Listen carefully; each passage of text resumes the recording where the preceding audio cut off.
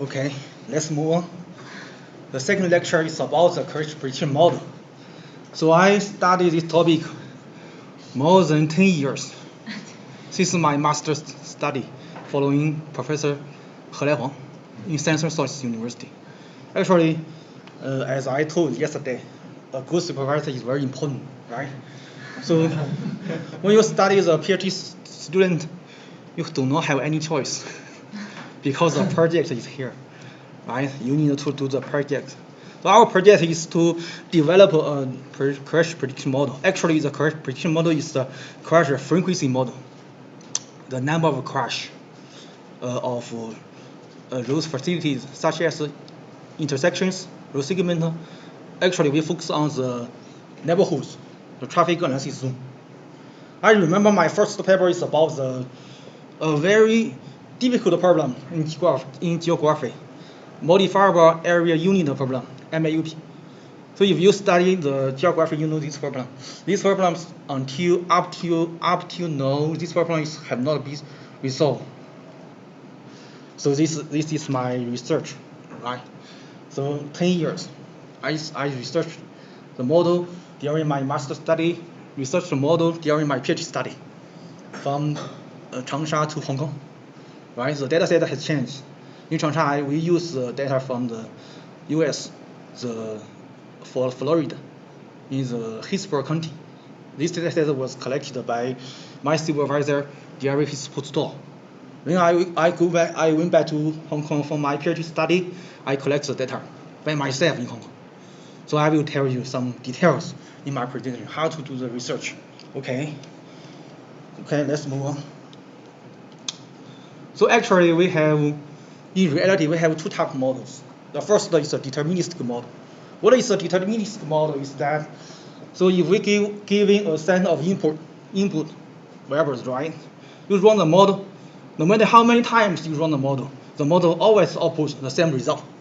This is a deterministic model. Actually, we use the stochastic model, right? Stochastic model. The stochastic model will tell us the probability of an outcome given some input variables. The key is that we don't know how the data was generated, right? It's a black box. All we have is we have the X, we have the Y. The purpose is to build a model to relate the dependent variable to independent variable, right? It's a classical statistical model. And we have this. What is a statistical model? Actually, during the last decades, researchers try their best to address challenges faced by the statistical model applied in the real world applications, right? We have a lot of problems, such as we have the white noise, we have the multi-scale, right? We have the omitted variable. If some variable is very important, but this variable is unable to collect, this will may result in the omitted variable bias. And also it's the maintenance error. I also have a paper to how to address the maintenance errors when build the prediction model, right? And another is about the unobserved heterogeneity. It's a whole topic in crash prediction analysis. So remember the saying, all models are wrong, but some are useful. It tells us that when we use the statistical model, right, the model is, we should focus on whether the model is useful, right? Not rather than debating endless whether there is an answer across all the questions. So if the model is useful, then the model is reliable. This is statistical model because we don't know the data generation process, right? We hope the model is useful. Okay, and then we have the model, the X and the Y. The Y is depending on variables. Actually, we focus on the number of crash at some road facilities, such as the intersections, road segments, neighborhoods, or TSDs, right? And another is the Y may be focused on some different crash types, such as the bicycle crash, pedestrian crash, or the crash with different injury severities, such as the fatal crash, the severe injured crash, and the PTU crash. So the Y may come from the univating to multivariate variable, right? Is the y. And then we have the theta. Theta is a statistical distribution, right? Because our dependent variable is count. Number of crashes is count 1, 2, 3, 4, 5. It's count, and we use the count data model. That's why the Poisson and non-negative binomial is the basic distribution used for crash frequency modeling. And then we have the f. F is a function, right? We need a function to link the x and y. Mostly is a linear function. It's from the empirical. It's from the empirical function, right? Equation. And then is the x. X is the independent variables, right? So how to select the variables for modeling? One is based on the empirical judgment. I said, another is that you read the papers. The person studies will tell you which factor is significant and which factor is not, right? So this factor is very important. For example, if we want to predict the number of crashes, we need the most important one variable is the traffic volume, the exposure, right? We know the exposure, we didn't know how the risk level of the crash. So exposure is very important here. The next is the higher risk coefficient, right? From the fixed pyramid to random pyramid. Random pyramid is used to address the unobserved heterogeneity. So it's a very popular, it's a very hot model in crash data analysis. And last, do not forget the Everton. That's why we developed so many models, because if you look at our data structure, make a full use of data structure. For example, if you look at our data structure, it may be multiple. For example, the crash may from the neighborhood, segment, intersections to individual crash. Each crash maybe have different vehicle, right? It's a hierarchical structure. Actually, it's a spatial correlation and the temporal correlation, right? How to address such spatial correlation, temporal correlation, hierarchical structure? The secret is in the model residuals here, right? Okay, you may wonder why we choose crash as a dependent variable. Because the crash is the golden standard worldwide, right? It has a consistent definition. Also, it's easier to obtain. We can know the crash from the police report, from the hospital admissions report, right? Another people may say that the crash is not perfect because what? Because, for example, the crash is reactive. Conditional crash occurs, we can do analysis and take some actions, right? If there is no crash, how can we do analysis? No, the answer is no. Another is that if we want to evaluate some emerging technology, such as connected and autonomous vehicles, because in empirical studies, the CFVs is very real, right? There are not so many CFVs on the road. There are not so many crash about CFVs. So how to evaluate the CFV performance user crash? The only answer is that we must to wait the crash to occur, right? We have the crash, we can do analysis. So it's very reactive. Another is that the crash data we need to observe a long period, because the crash is a rare event. For example, for facility areas maybe zero crash for the whole year. So how to evaluate the performance of the crash? We need to observe, for example, typically 3 to 5 years. We aggregate the number of crashes within this long period as the dependent variable, right? So it indeed reactive. Another is the data quality. This issue is a big problem in developing countries, right? So this is why the every coin has two sides. Right? We have the crash, and then how to use the safety performance function. So if we have the x, have the y, and then we run the model, we have the beta, right? The next is how to use the model. How to use the model result. Actually, we have three purposes. The first purpose, the model will help us identify hotspot, a hot zone, For example, we have in our study we quantify the risk of cycling in Hong Kong by developing a model, right? It can help us to identify hot zone, which neighborhoods where the bicycle crash are more likely to occur, right? This is the first purpose. Next purpose is that we have the X, we have the Y, we can identify their relationship, quantify their relationship, right? And identify the significant factors. These factors will give us some insights to countermeasures, right? How actions we should take to prevent the crash. So this is the purpose of safety for performance functions, right? Okay, so where are we? I do a review in top journals such as the AAP and the GSR, Journal of Safety Research, and we have some results here.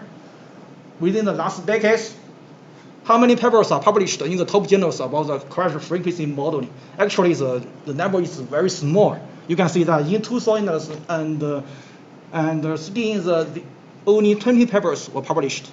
Okay, and the number reached the peak in 2021. If we look at the proportion, the figure tells us that within the last 10 years, less than 10% of relevant papers were published in AAP and GSR. From this, we can see that this topic is very small. It's not so popular topic in safety domain. Why? Because I think one reason is that because the dependent variable is the number of crash at a specific route facilities. For example, from my research, I studied the signalized intersection sections, right? So in the Hong Kong, we have about 1,000 signalized intersections. So how to evaluate their safety performance for pedestrians? We randomly select 2,060 signal size, and then I myself go to the on-site to collect the data. Which data we need to collect the pedestrian flow. As I mentioned, if we don't have the exposure, the result will be biased, right? You have to collect data one size by one size. It takes me about 3 months to collect the data, right? So I think it's very time consuming. It's very costly. So it may be the one reason why this topic is not very popular in road safety research, okay? And another is that if we look at the big guys in this area, we can find that they also collaborated for many years. For example, the Professor Xue Song Wang from the Tongji University and the Jie Yang Li from the Central Source University, they are the PhD student of Abdel Arti in University of Central Florida, UCF, right? And also the Professor He Lai Huang is the postdoc of Professor Abdel Arti 10 years ago. Actually, it's a very small group, right? Each year is less than 20 papers published in top journals. It's a very small school. Okay, I will give some keywords. So from that, we can within the next decades, the keywords are safety performance function. Yes, it's named by the Highway Safety Manual, HSM, right? HSM calls the crash prediction model as a safety performance function. Also, we have the beta. Beta in the HSM is called the crash modified factor. And then for the research method is the Bayesian method, and the geographically weighted regression, and also the negative binomial, right? Specifically, within different period, for example, during 2010 to 2015, the popular keywords are negative binomial and Bayesian inference. This means that the scholars use the Bayesian inference to calibrate the crash prediction model. And then the hot keywords is the unobserved heterogeneity and the renal predictor model. Because the model is heavily promoted by Fred Mannery from the USF, University of Central Florida, the editor-in-chief of analytical methods in accident research, AMR, right? It's the top journal with a high impact factor, more than 10. I think you may heard this journal in the safety domain, right? So recently, Researchers also focus on the vulnerable users, especially about the protective safety. The protective, the bicycle, and also the scooter, right? Because we are promote a sustainable transportation. We want to reduce the use of the motor vehicles to promote people to walk, to bicycle, right? To also to promote to improve their health conditions. Okay. So it's a result. This is a research trends. And I will give you a case study for the renal pyramid model. You know this. We have the y. Y is assumed to follow a Poisson distribution, right? We have the link function. Link function is here, right? The beta x. And for the renal pyramid model, we assume the coefficient, the beta here, as the normal distribution, mostly the normal, right? The normal distribution has the mean or have the variance, right? This is the basic renal pyramid model. Okay, the problem comes. So we have the data set. Mostly we use the training data set to calibrate the model, right? We have the training data to calibrate the model. Then we have the model parameter estimate. For example, we know the beta, we know the sigma, also the information. The question is how to predict the number of crash for out of samples. Here, you know, this is a common practice in machine learning, right? The training data we use to calibrate the model, and the test data we want to use to evaluate the performance, the prediction performance of the model, right? So the problem is how to predict the number of crash. I see some interesting papers published in AAP, and how they just use the mean of the distribution. For example, the beta is assumed to follow a distribution, normal distribution, right? How to predict the number of the crash based on this model, and we just use the mean value, right? To get into the function, and then we have a value. We use this, right? It's simple. But the question is applying the mean of the random parameter distribution to predict the number of crash for out of sample indeed correct? The answer is no. Why? I think it's very simple.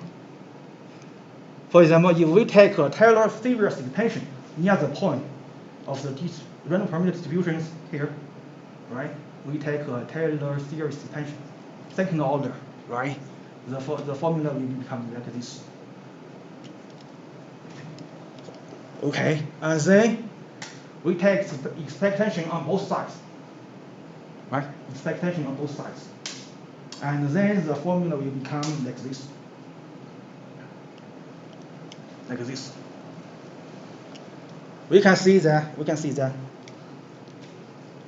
Simply use the mean, because you see the predicted number of crash for all the samples is not only dependent on the mean of the random parameter distributions, but also depend on their variance.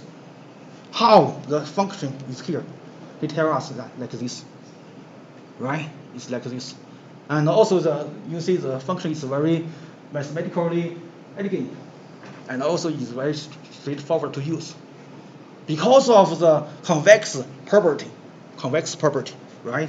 We can see that simply use the means of random parameter model to predict the number of crash for all sample will always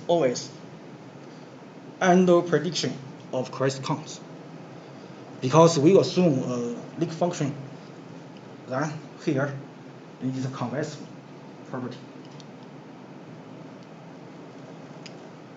right? So this is just a trap.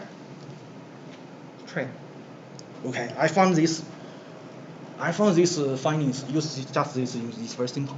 Use a Taylor series expansion, and then next task is to prepare a paper to show our result. So I showed a short communication, less than 4 pages, within about 3 days. Okay, and I write a short paper, and then the next question is which journal should be submitted, right? I choose AAP. So one of the reviewer is Fred Mannery, and the boss and the big guy send an email to my supervisor SC1 and ask him why this paper was not submitted to AMA. So I told my supervisor that I need this paper to be published in AP because I want to join the editorial board member of AP. That's the promotion. That's the motivation of my plan, right? Because during the last decades, we have published so many papers in AP, but I'm not the editorial board member. It's my dream. So I need a paper. I need a smart, elegant paper to show my research abilities, right? I think it's a good chance. So I submitted the paper to AP. Okay. And what about the future? Where are we going? I have 3 directions. So the first question is how AI, for how big data helps traditional crash modeling. Okay.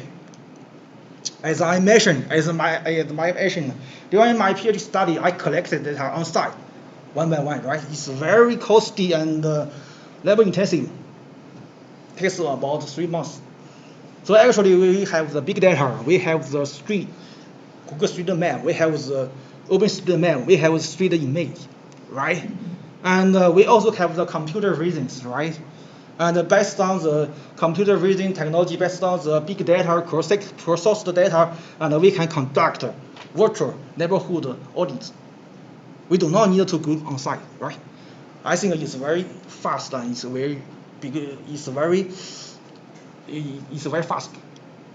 It's very efficient. And based on these new variables, for example, the building environment, how many trees, how properly is the sky, right?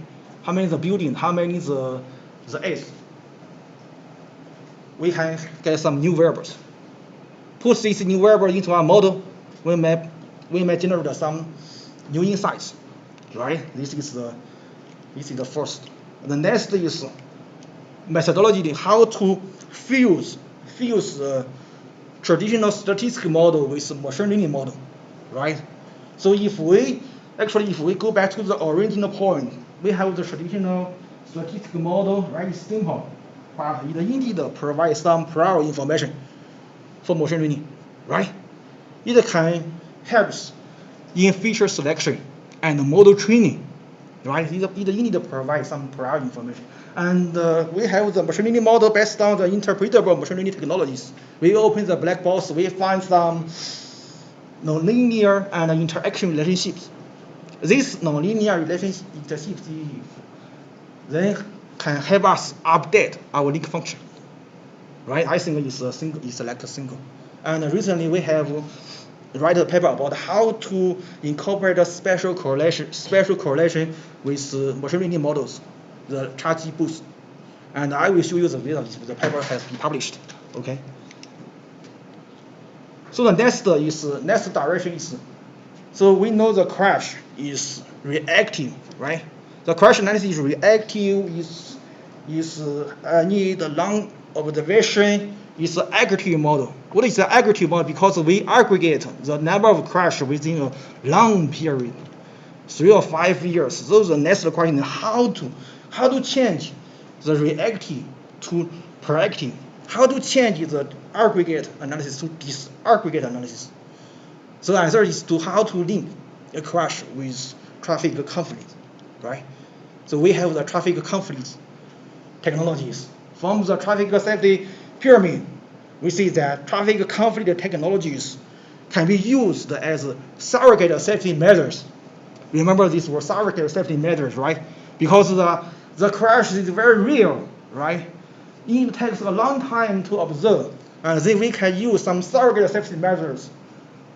Use traffic conflict technologies to evaluate the safety performance of road facilities, of some new technologies, right? So traffic conflict is traffic conflict technology also is a future direction of the safety analysis.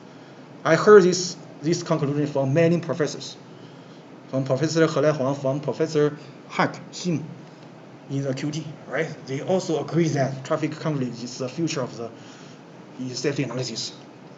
So the problem is we have within the decades, we have dozens of indicators for traffic conflicts, right? Some indicators are based on time proximity, such as we know the time to collision (TC), right? We have the time exposed TC, time integrated TC, and modified TC. We also have the PT, post encroachment time. Okay, some are based on the declaration based. For example, we have the crash prevention index, right? And others are based on the energy. So the question is, given so many circuit safety measures, dozens of, I just present some commonly used indicators. Actually, we have about nearly 50 indicators. Different scholars propose different indicators to evaluate the safety performance of the road facilities, right? It's a direction. It's also a good, important direction in safety analysis within the last decade. So given so many indicators, the question is how to select approximate indicators for different traffic scenarios, because in reality the traffic is very complicated, right? It's not true to apply a single indicator to evaluate the risk levels of all the traffic scenarios, right? So we need what? Actually, we need some index data. And from the index data, we need the information about the vehicle trajectory. For example, we have the crash. We have the cameras in crash scenes, and we capture the crash, how the crash occur, right? And use the computer vision technologies, we can extract the vehicle trajectory, right? How the drivers make their decisions before the crash. Okay, given this information, we have the vehicle trajectory, we have the road conditions, we have the weather, and we can evaluate the risk evolution by what? By traffic conflict technology, right? And then we can conduct some causal inference. As I mentioned, the crash prediction model is an aggregate model. The relationship is a statistical relationship, right? It's not causal. So we need some causal inference method. So for example, the causal machine learning also is a hot topic, right, in the machine and deep learning area. So if we use some causal information method, we can identify the crash mechanism, so why the crash would occur, how we can do to prevent the crash, right? So this framework, the crash is a good standard to evaluate the reliability or rationality of the safety circuit measures. The crash is a good standard. How to select the circuit safety measures? We need the crash data, the crash index data, right? And the next direction is about, so we have the crash data. So how we use the crash data to evaluate the safety performance of autonomous vehicles, right? Look back to the original point and look forward to the future. We have the crash data. Okay, what can we use the crash data to evaluate the safety performance of AVs? Make full use of the data, right? So first we need a platform. That's also my ongoing research, right? So in our cities, there are many cameras. For example, the cameras at the signalized cameras. Also, our vehicles is very intelligent. They have advanced sensors, right? And these sensors will help us to capture the crash. And another is the data from social media, right? If there is a crash, the people will share their opinion, right? Will report some information on the social media. Social media is also cross-source data source, right? It's very easy and I think it has much information we can use. You can to make full use. Combine these two data sources, and we need to build a data platform, right? The platform, the data storage, the data cleaning, and also data fusion. and then we can extract some features. What features about the trajectory of the vehicle, right? The road conditions, the weather, also all the variables related to the crash, right? We can do some analysis, and most important, we can do some simulations, right? The simulation, which simulation we can use, the color software. It's a very popular tool in AV test, right? You have all this simulation, and then you have all this information, and you can do simulations. And the next we have the framework. Okay. First we have the crash data, right? The crash simulation. Okay, this simulation is done by the PC crash. Okay, we have the crash data, and we know how driver fails to avoid crash, right? It tells us about experience, the bad experience. Okay. Next, we also have the data from the NDS, as I told last lecture, right? We have the ND data. ND data we must to identify the dangerous thing, the dangerous scenario. How to identify the dangerous scenario is by the safety theorem methods, right? Given the safety theorem method, we can identify the dangerous scenarios. Okay, combine these two data sources and use some deep learning technology, such as scene augmentation technologies. For example, the TN or similar, right? And we can build a scene library. Okay, the scene library. And the next step is how to evaluate the safety performance of the vehicles. That idea is very simple. For example, we have two vehicles, right? And the question is, if the vehicle takes control, if the AV takes control, right? If the AV takes control, whether AV can avoid the accident, how their performance in our real world scenarios. Can they avoid the crash? How their performance, the safety, the comfort, efficiency, can they avoid? Yes or no? How the performance is it safe, is comfortable, or efficient? Okay, we based on these scenarios, we can test the safety performance of AVs, right? And this is a simple form, and this is also my project, one of my projects, right? So here you may wonder why we use some crash is the human drivers, right? Why we use the human drivers crash to test the AV performance? My answer is that. So if the AV cannot avoid the crash similar human drivers, I think the AV is not safer than human drivers. Are you agree? So this is the purpose. This is why we use crash data. We use the NDS data to create scenarios to test the AVs. Right? I think it's also an efficient way. Okay, to close my presentation, I share a short story about two big guys. Right? 50 years ago, a professor, not professor at that time, a scholar of Ruby. I think you may know Ruby, right? It's very famous. It's Bayesian inference as a missing data imputation. 15 years ago, Ruby wrote a paper about the inference as the missing data, and then he submitted the paper to Journal of American Statistical Association, a top journal in statistics, right? But unluckily, the paper was rejected twice.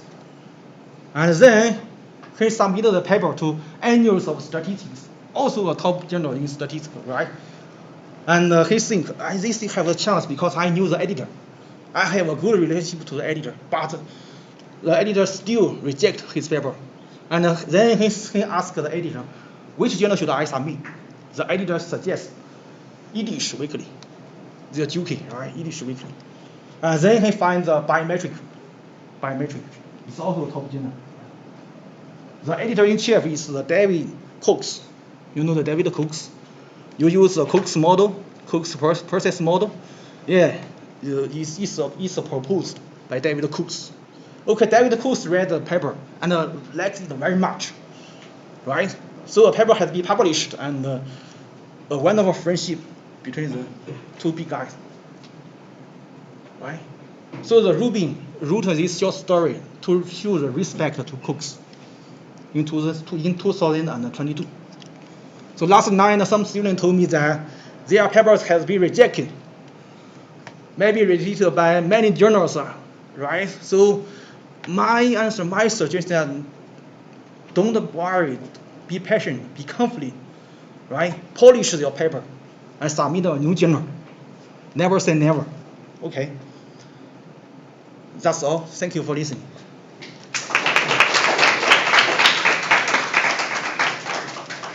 Anyone, you have any questions?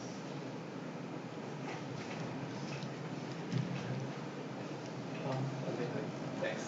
Thanks for presentation. I have some question about the AV safety performance test. Okay. Just page 25. So you validate the model in one scenario or in different accident scenario, because there you only show this. Okay, actually it's a framework. It's some ideas I share to you. The case is that the case, the sample, the original sample is from the two data sources. One is the in-depth crash data, another is from the NDS. The NDS data, because some crash cannot occur, but this scenario is very dangerous. Why is it not occur? Because the driver makes some actions successfully to avoid the crash, right? So we combine these data sets and we use, and here's some deep learning method needed because we need to generate some new scenarios. Because this scenario, the crash scenario and the NGS scenario, the data is very limited, as I mentioned, right? So if you drive on the road, not so many scenarios very dangerous. So if we send the TEC less than 3 seconds, right? So you drive about 1 hour, about perhaps I guess we have about less than 100 slides. Is related to the dangerous scenarios. So these two data sets is also real in reality. As I mentioned, not every crash can be captured because we may know cameras on crash scene, right? We may know the vehicle may not be intelligent with some advanced sensors, and the trajectory of vehicles before the crash may not capture. So the samples is not enough. So we need some deep learning technologies. We need some data augmentation technologies to expand the samples, and then we got the things library. Use the library, use the counterfactor simulation. We can test the every performance. Right? It's a basic idea. About the AV driving model, do you use others' metro model or you try your own model?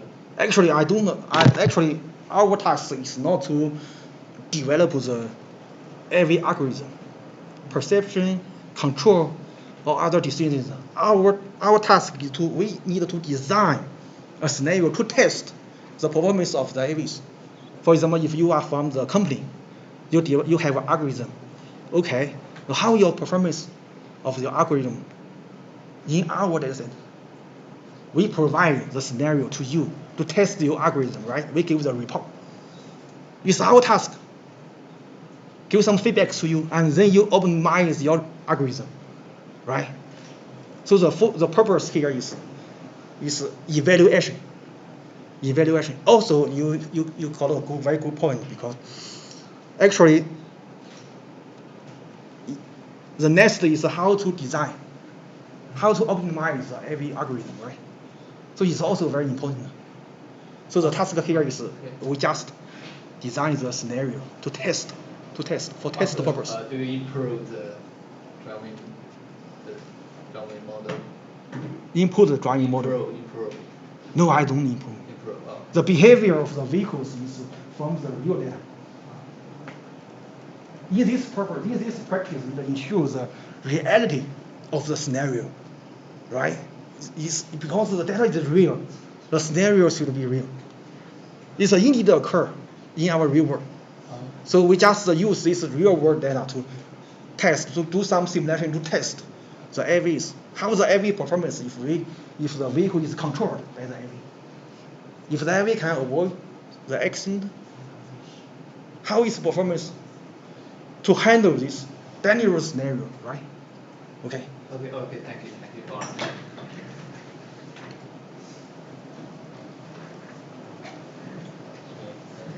Thanks for your presentation, Professor.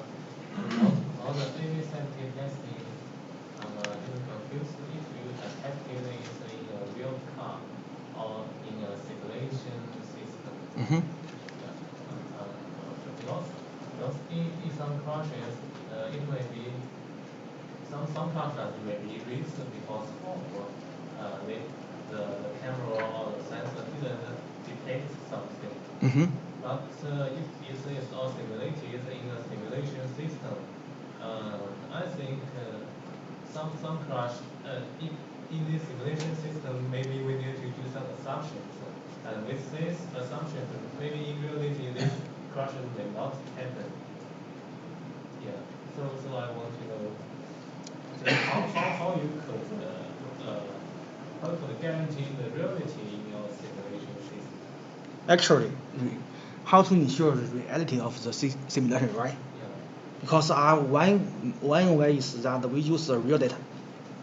The another is that remember that we do not change the behavior of the, for example, if we have the crash, we do not change the behavior. We have two cars, right? We do not change the behavior of the two vehicles. For example, for one vehicle is responsible.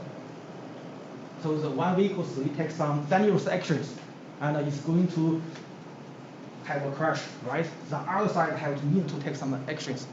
So we do not change the behavior of the vehicles. What we change is that we ask the AV to take over the response before the crash, for example, 10 seconds before the crash. And in these situations, we want to see whether the AV can avoid the accident. The accident is indeed occur. So the crash is real. The data is real, right? I think the simulation result is also should be real. Because we don't assign some, for example, travel behavior modeling, use Sumo, right? You do some simulation, you use the Sumo, right? You have some classical algorithm for car following modeling, right? You have the lane changing modeling. We do not assign, we do not use this modeling. All the behavior of the vehicle is from the reality. That's why it simulates that is we repeat the real behavior of the vehicles in our simulation.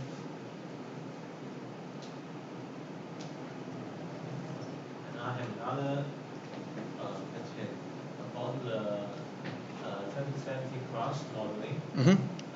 How could you distinguish the association between the variables and the causal relationship between the variables? The correlation between the variables, you mean the correlation between the explanatory variables, right? Yeah. How to test?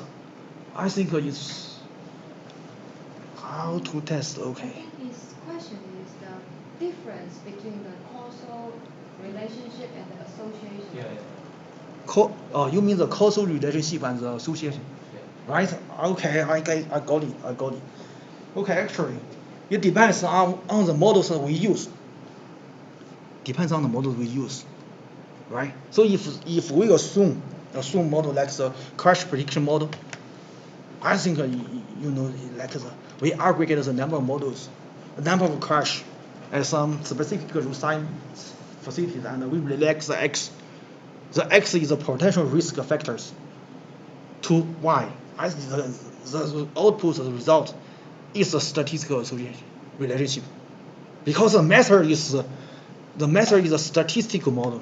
They tell you the statistical association, right? You have to obtain the causal inference. One method used in epidemiology area, they use the case control study. You know that case control study? So you have, if you need to test some new medicines, we have two groups. One group is the case, one group is the control, right? Then we compare the performance of the new medicines on the decisions. This is the causal inference. But in our, in our correction modeling, it's just a statistical association. Here. So if we know the trajectory of vehicles before the crash, right? And then we can conduct some analysis. Maybe we can obtain some causal inference. The causal inference is what actions taken by the drivers to lead to the crash is a causal, right? I think this is a different relationship. It depends on the model you use. The data set, the model, also the result, right? How to design the collector, how to design your research. It depends. But I wonder if it is reasonable to just based on the association, for example, to enhance the pedestrian safety. If we just raise some policies, just based on the association of the causal relationship, I wonder maybe this may be challenged by, like in some paper, it may be challenged by some reviewers because the policy they raise is just about association. Yeah. Okay. Actually, we indeed have some papers use epidemiological method, use case control studies. Not so many. It's published in the Journal of Epidemiology, for example, for the injury prevention, or for the Journal for Epidemiology, American Epidemiologists. How do they conduct the research? As I said, we need a case control study. For example, we want to evaluate what? Evaluate some, for example, evaluate the signalized intersections, right? And then we collect some cases. The cases is the one without signalized intersections. No, the control is the one without signalized intersection, and the cases is the one with it. And this paired case control, they are similar in other design. For example, the number of lanes, how many pedestrians, how many vehicles, the vehicle speed. Also, we have paired case control studies. And then paired case control studies, we can evaluate some specific factors on crash occurrence. I think because the research design is a causal, the results should tell us the causal relationship.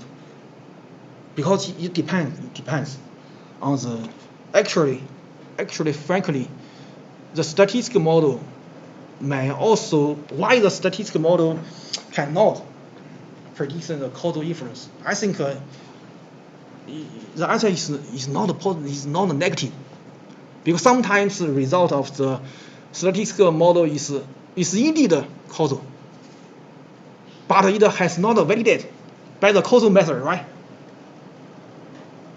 Am I right?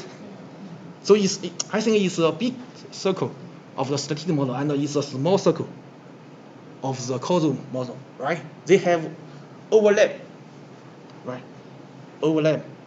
So if we want to validate your relationship is causal, and then I suggest you to use the causal method to design your research.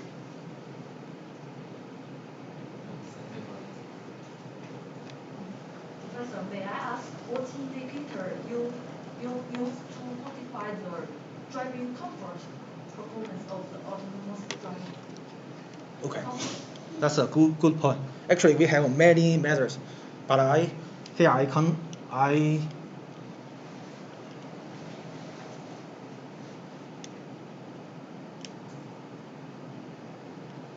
comfort, right? Comfort. I think we have many methods. So if you search a paper, you find many methods, right? So comfort is how comfortable is the driver. So I think one method is about the speed change, right? Also the rear rate. If you brake suddenly, abruptly, right, and you feel uncomfortable, We use the speed, the change in speed, also the year rate, right? Because if you a large angle to take actions to avoid the crash, then the passenger will feel uncomfortable. I think these two matters. Is one is the speed, also is the year rate. The change rate is commonly used. Depends on her question. I have a question about that comfort level too. Mm-hmm. So comfort level is more subjective. So if you use the vehicle movement to represent the comfort level, that Mhm. is kind of indirect representation. Or are you going to measure the subjective comfort level from the point of passenger's view? Just like the first lecture, you use the video data. Mhm. Is it possible to get the real-time video data and then process whether the passengers in the autonomous vehicle they feel comfortable or not? Oh, I got it. Actually, this is simulation. This is just a simulation.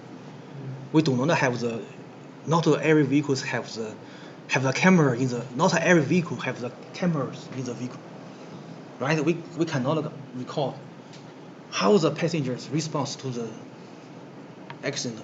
Also, the information is privacy, right?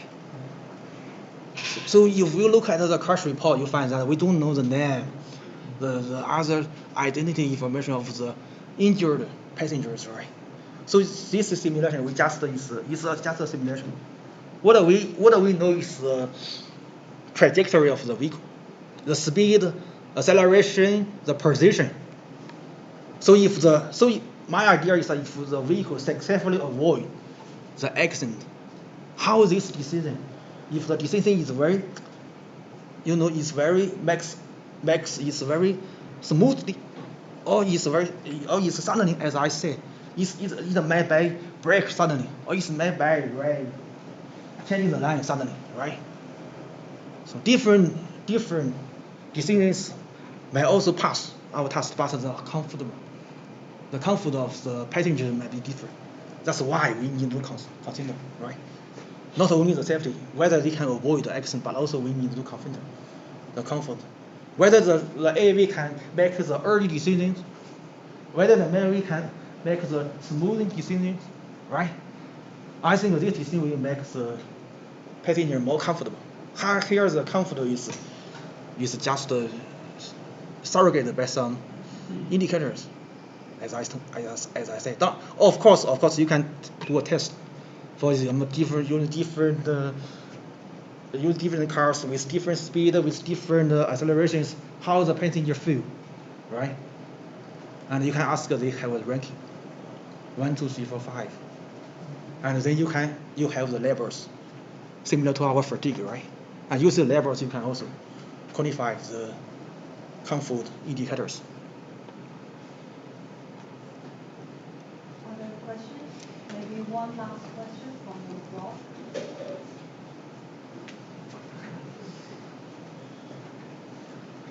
Hi, Professor. I Hey. have a little subjective question. So it's like about the tendency. So because like these days when I read the AAP's Mhm. philosophy paper, and especially from Professor Abiti and also from Zheng O, like they Mhm. focusing on and also these days the seminar it presents like we requires of proactive risk predictions. Mhm. But like among the discussion, I found that currently the majority discussion is based on vehicle to vehicles. Yes. Yeah, but I That's found true. that like even though like it's a similar topic, like people focusing more on the proactive risk prediction on the vehicle to vehicle rather than vehicle to pedestrian. Yes, that's true. Yeah, so may I get your opinions about that, like related with the tendencies of the publication, or like what do you think of the reasons causing that? Congratulations. I think you find a good research gap, right? So why not to conduct a research about the vehicle interaction between vehicle and pedestrians? Because the pedestrians, I think the pedestrians is more unpredictable, right? And also it's the data. So if you want to observe the pedestrian vehicle intersection, you have to observe in the cities. So how to collect the vehicle data? They use the drone, fly high over the highway. They record the video. They use the computer vision algorithm to extract the trajectory of the vehicles, right? So if you need to collect that data at the intersections, I think it may be impossible to fly the drone.